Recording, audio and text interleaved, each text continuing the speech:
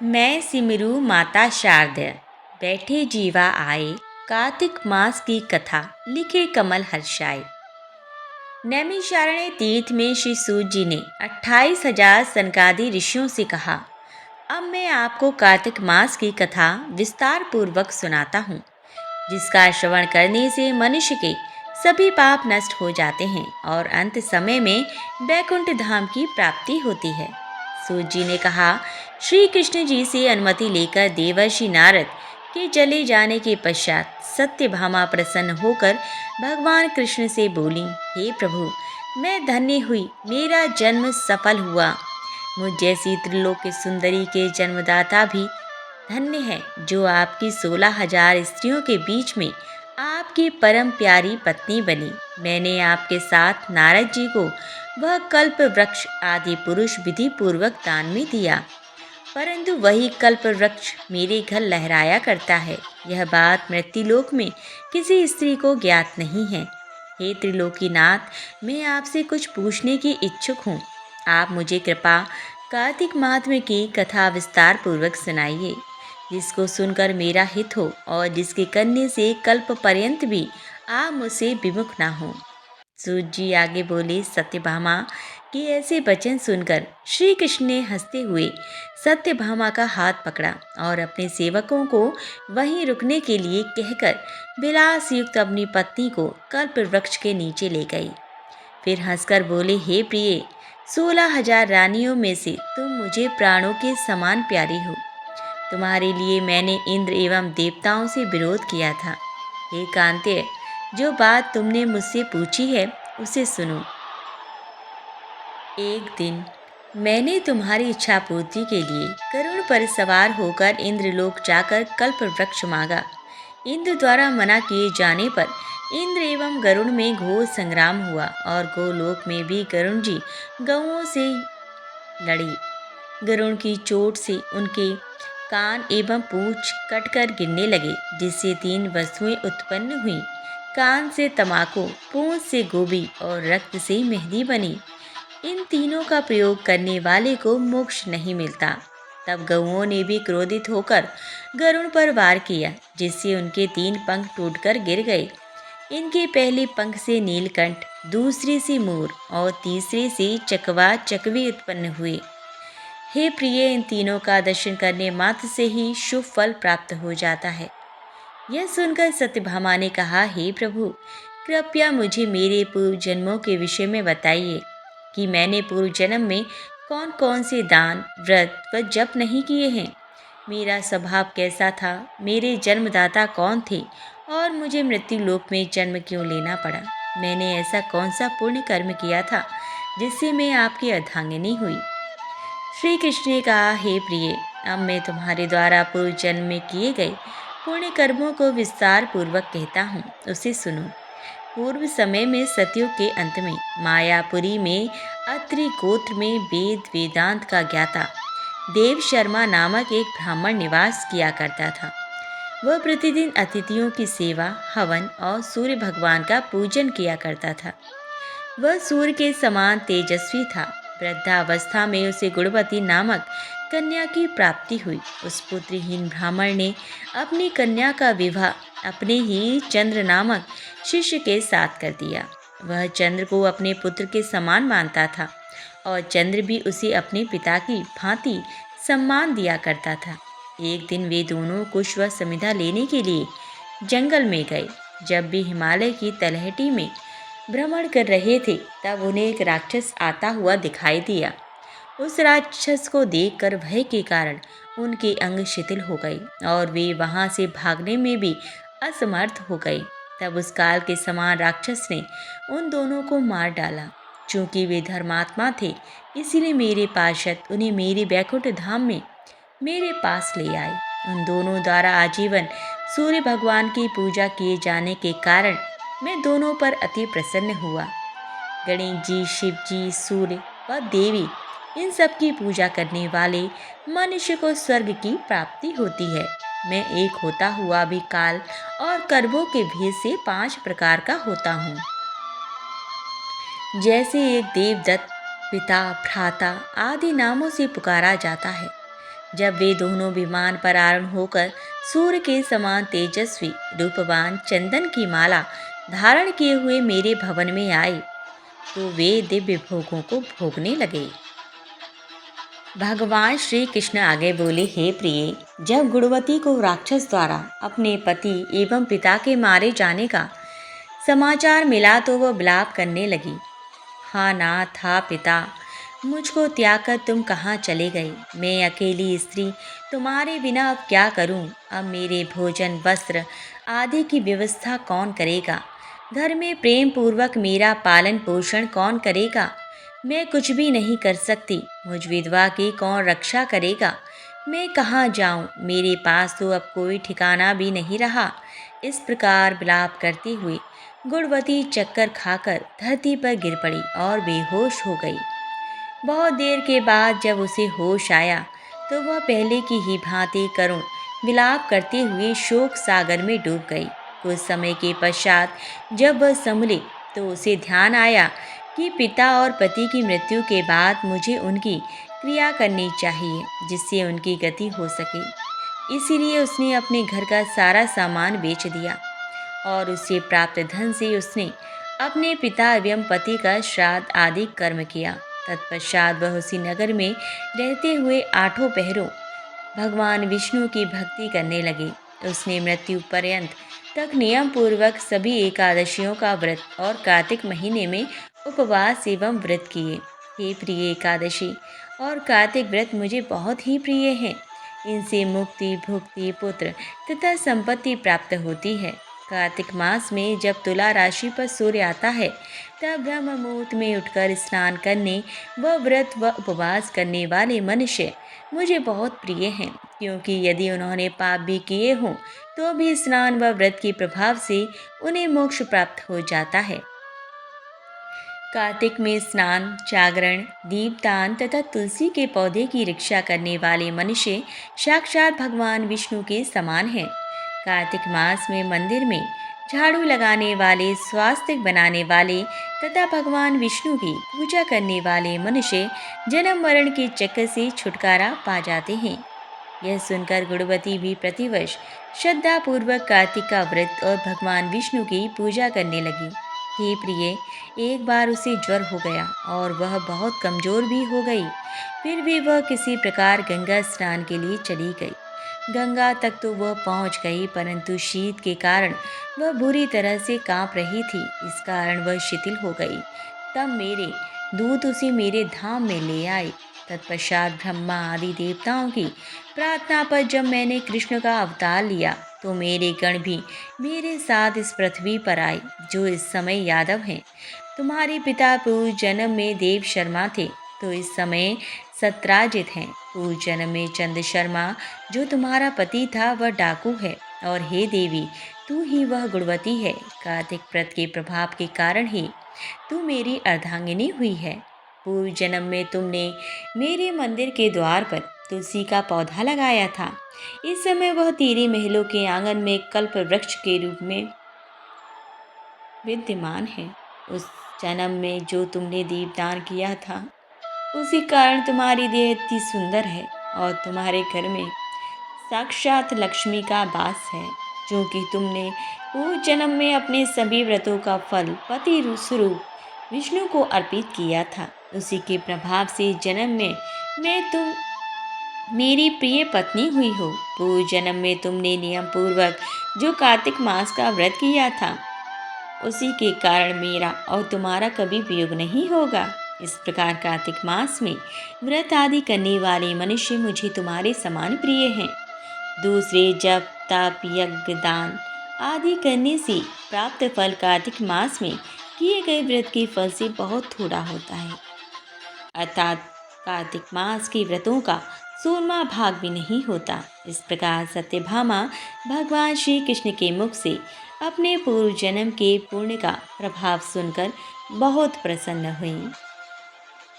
सत्यभामा ने कहा, हे प्रभु, आप तो सभी काल में व्यापक हैं और सभी काल आपके आगे एक समान है।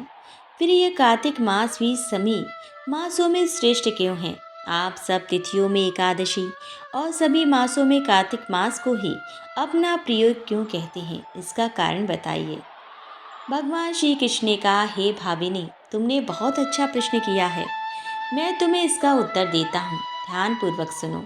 इसी प्रकार एक बार महाराज बेन के पुत्र राजा पृथु ने प्रश्न के उत्तर में देवर्षि नारद से प्रश्न किया था, और जिसका उत्तर देते हुए नारद जी ने उसे कार्तिक मास की महिमा बताते हुए कहा, हे राजन, एक समय शंख नामक एक राक्षस बहुत बलवान एवं अत्याचारी हो गया था। उसके अत्याचारों से तीनों लोकों में त्राहि त्राहि मच गई। उस शंखासुर ने स्वर्ग में निवास करने वाले देवताओं पर विजय प्राप्त कर इंद्र आदि देवताओं एवं लोकपालों के अधिकार को छीन लिया। उसने भयभीत होकर समस्त देवता अपने परिवार के सदस्यों के साथ सुमेरु पर्वत की गुफाओं में बहुत दिनों तक छिपे रहे। तत्पश्चात वे निश्चिंत होकर सुमेरु पर्वत के गुफाओं में ही रहने लगे। उधर जब शंकासुर को इस बात का पता चला कि देवता आनंद पूर्वक सुमेरु पर्वत की गुफाओं में निवास कर रहे हैं, तो उसने सोचा कि ऐसी कोई दिव्य शक्ति अवश्य है जिसके प्रभाव से अधिकारहीन यह देवता अभी भी बलवान है। सोचते सोचते वह इस निर्णय पर पहुंचा कि वेद मंत्रों के बल के कारण ही देवता बलवान हो रहे हैं। यदि इनसे वेद छीन लिए जाएं तो वे बलहीन हो जाएंगे। ऐसा विचार कर शंकासुर ब्रह्मा जी के सत्यलोक से शीघ्र ही वेदों को हलाया उसके द्वारा ले जाते हुए भय से उसके चंगुल से निकल भागे और जल में समा गए। शंकासुर ने वेद मंत्रों तथा बीज मंत्रों को ढूंढते हुए सागर में प्रवेश किया, परंतु ना तो उसको वेद मंत्र मिले और ना ही बीज मंत्र। जब शंकासुर सागर से निराश होकर वापस लौटा तो समय ब्रह्मा जी पूजा की सामग्री लेकर सभी देवताओं के साथ भगवान विष्णु की शरण में पहुँचे और भगवान को गहरी निद्रा से जगाने के लिए गाने बजाने लगे और धूप गंध आदि से बारंबार उनका पूजन करने लगे।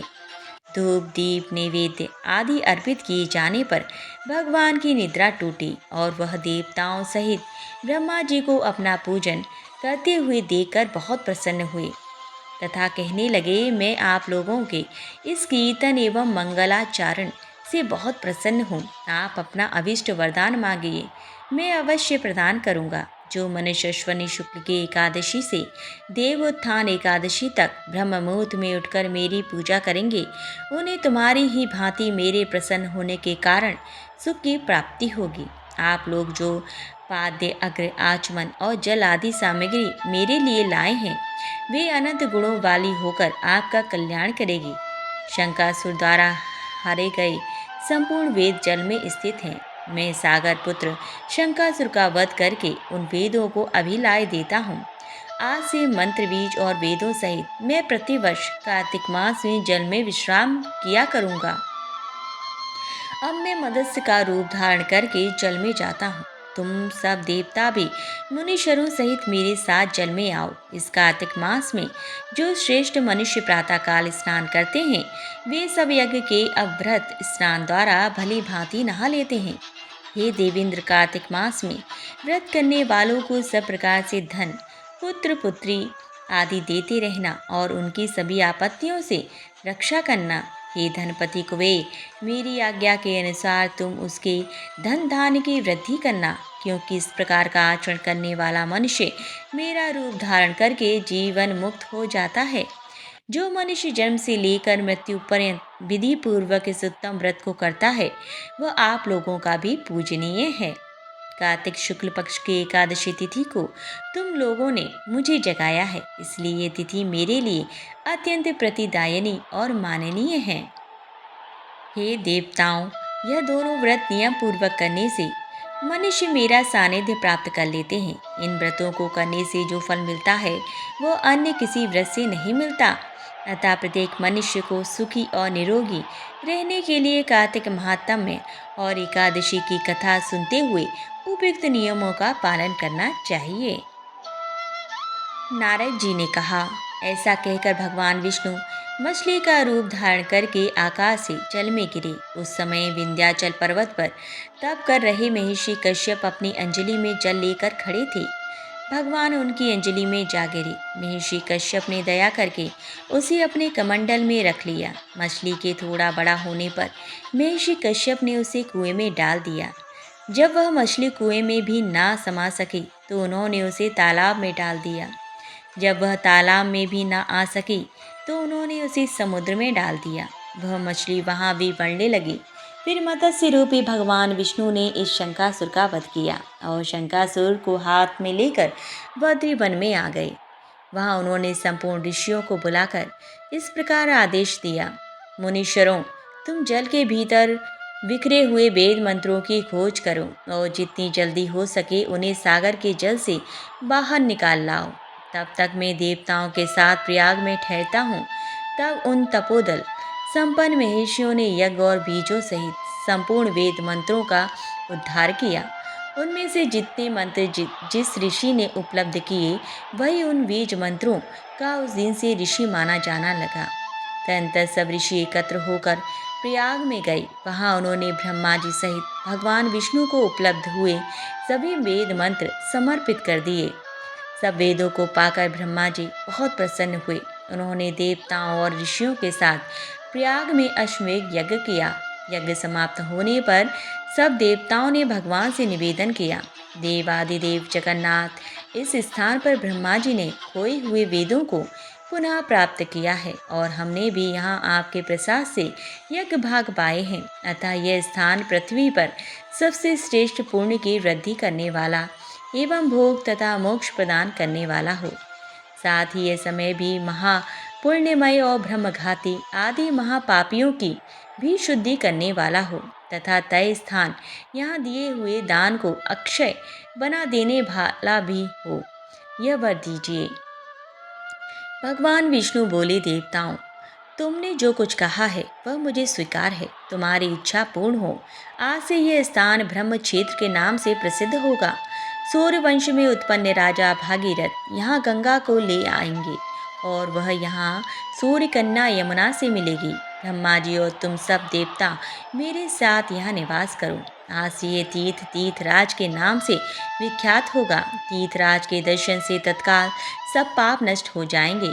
जब सूर्य मकर राशि में स्थित होंगे उस समय यहाँ स्नान करने वाले मनुष्यों के सब पापों का यह तीर्थ नाश करेगा। यह काल भी मनुष्यों के लिए सदा महान पुण्य फल देने वाला होगा। माघ में सूर्य के मकर राशि में स्थित होने पर यहाँ स्नान करने से सालोक्य आदि फल प्राप्त होंगे। देवादिदेव भगवान विष्णु देवताओं से ऐसा कहकर ब्रह्मा जी के साथ वहीं अंतर ध्यान हो गए। तत्पश्चात इंद्रादि देवता भी अपने अंश से प्रयाग में रहते हुए वहां से अंतर ध्यान हो गए। जो मनुष्य कार्तिक में तुलसी जी की जड़ के समीप श्री हरि का पूजन करता है वह श्लोक में संपूर्ण भोगों का उपभोग करके अंत में वैकुंठ धाम को जाता है। प्रभु, मुझे सहारा है तेरा जग के पालनहार। कार्तिक मास महात्म की कथा करूं विस्तार। राजा पृथु बोले, हे नारद जी, आपने कार्तिक मास में स्नान का फल कहा। अब अन्य मासों में विधि पूर्वक स्नान करने की विधि, नियम और उद्यापन की विधि भी बतलाइए। देवर्षि नारद ने कहा, हे राजन, आप भगवान विष्णु के अंश से उत्पन्न हुए हैं, अतः यह बात आपको ज्ञात ही है। फिर भी आपको यथाचित विधान बतलाता हूँ। अश्वनी माह में शुक्ल पक्ष की एकादशी से कार्तिक के व्रत करने चाहिए। ब्रह्म मुहूर्त में उठकर जल का पात्र लेकर गांव से बाहर पूर्व अथवा उत्तर दिशा में जाना चाहिए। उसके बाद जो मनुष्य मुख शुद्धि नहीं करता उसे किसी भी मंत्र का फल प्राप्त नहीं होता है। अतः दांत और जीभ को पूर्ण रूप से शुद्ध करना चाहिए और निम्न मंत्र का उच्चारण करते हुए दातुन तोड़नी चाहिए। हे वनस्पतये, आप मुझे आयु, कीर्ति, तेज, प्रज्ञा, पशु, संपत्ति, महाज्ञान, बुद्धि और विद्या प्रदान करो। इस प्रकार उच्चारण करके वृक्ष से 12 अंगुल की दातुन लें। दूध वाले वृक्षों से दातुन नहीं लेनी चाहिए। इसी प्रकार कपास, कांटेदार वृक्ष तथा जले हुए वृक्ष से भी दातुन लेना मना है, जिससे उत्तम गंध आती हो और उसकी टहनी कोमल हो। ऐसे ही वृक्ष से दंत धावन ग्रहण करना चाहिए। प्रतिपदा, अमावस्या, नवमी, छठी, रविवार को चंद्र तथा सूर्य ग्रहण में दातुन नहीं करनी चाहिए। तत्पश्चात भली भांति स्नान करके फूल माला, चंदन और पान आदि पूजा की सामग्री लेकर प्रसन्न चित्त व भक्ति पूर्वक शिवालय में जाकर सभी देवी देवताओं की अघर आचमन्य आदि वस्तुओं से पृथक पृथक पूजा करके प्रार्थना एवं प्रणाम करना चाहिए। फिर भक्तों के स्वर में स्वर मिलाकर श्री हरि का कीर्तन करना चाहिए। मंदिर में जो गायक भगवान श्री हरि का कीर्तन करने आए हों उनका माला, चंदन, तांबूल आदि से पूजन करना चाहिए, क्योंकि देवालयों में भगवान विष्णु को अपनी तपस्या, योग और दान द्वारा प्रसन्न करते थे, परंतु कलयुग में भगवत गुणगान को ही भगवान श्री हरि को प्रसन्न करने का एकमात्र साधन माना गया है। नारद जी राजा पृथु से बोले, हे राजन, एक बार मैंने भगवान से पूछा कि प्रभु, आप सबसे अधिक कहाँ निवास करते हैं? इसका उत्तर देते हुए भगवान ने कहा, हे नारद, मैं वैकुंठ या योगियों के हृदय में ही निवास नहीं करता, अभी तो जहाँ मेरे भक्त मेरा कीर्तन करते हैं मैं वहाँ अवश्य निवास करता हूँ। जो मनुष्य चंदन माला आदि से मेरे भक्तों का पूजन करते हैं उनसे मेरी ऐसी प्रीति होती है जैसे कि मेरे पूजन से भी नहीं हो सकती। नारद जी ने फिर कहा, शीरीष, धतूरा, गिरजा, चमेली, केसर, कंधार और कटेल के फूलों व चावलों से भगवान की पूजा नहीं करनी चाहिए। अड़हल, कंद, गिरीश, चूही, मालती और केवड़ा के पुष्पों से भगवान शंकर की पूजा नहीं करनी चाहिए। जिन देवताओं की पूजा में जो फूल निर्दिष्ट है उन्हीं से उनका पूजन करना चाहिए। पूजन समाप्ति के बाद भगवान से क्षमा प्रार्थना करनी चाहिए। हे सुरेश्वर, हे देव, ना मैं मंत्र जानता हूँ ना क्रिया, मैं भक्ति से भी हीन हूँ। मैंने जो कुछ भी आपकी पूजा की है उसे पूरा करें। ऐसी प्रार्थना करने के पश्चात साष्टांग प्रणाम करके भगवत कीर्तन करना चाहिए, श्री हरि की कथा सुननी चाहिए और प्रसाद ग्रहण करना चाहिए। जो मनुष्य उपरोक्त विधि के अनुसार कार्तिक व्रत का अनुष्ठान करते हैं वह जगत के सभी सुखों को भोगते हुए अंत में मुक्ति को प्राप्त करते हैं। आज की कथा यहीं समाप्त होती है। अगली कथा अगली वीडियो में।